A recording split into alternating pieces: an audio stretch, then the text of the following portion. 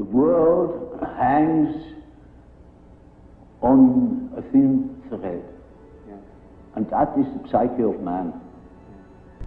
Nowadays we are not threatened by elementary catastrophes. There is no such thing as an H-bomb. That is all man's doing.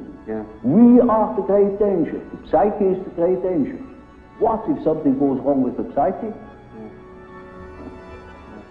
See? And so you see, it is demonstrated to us in our days what the power of the psyche is of man, how important it is to know something about it, but we know nothing about it. Nobody would give credit to the idea that the psychical processes of the ordinary man have any importance whatever. One thinks, oh, he has just what he has in his head. It is all from his surroundings. He's taught such a thing, believes such a thing. And particularly if he's well housed and well fed, then he has no idea. That's the great mistake. Because he is just that as which he is born, and he is not born as tabula rasa, but as a reality. Jung had a vision at the end of his life of a catastrophe. It was a world catastrophe. I don't want to speak much about it. One of his daughters took notes and after his death gave it. And there's a drawing with a line going down, up and down, and underneath is the last 50 years of humanity. And some remarks about a final catastrophe being ahead.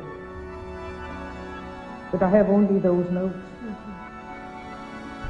What is your own feeling about it, the world? Well, one's whole feeling revolts against this idea. But since I have those notes in a drawer, I don't allow myself to be too optimistic. I think, well, we have always had wars and enormous catastrophes, and I have no more personal fear much about that. I mean, at my age, if you have any house in to go, so or so or so, egocentrically spoken.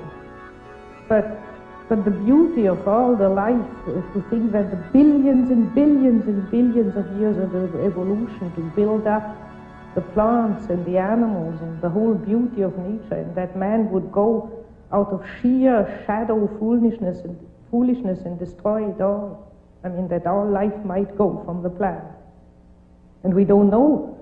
On Mars and Venus, there's no life. We don't know if there's any life experiment elsewhere in the galaxies. And we go and destroy this. I think it's so abominable. I try to pray that it may not happen, that a miracle happens. Do you find that young people that you see now are aware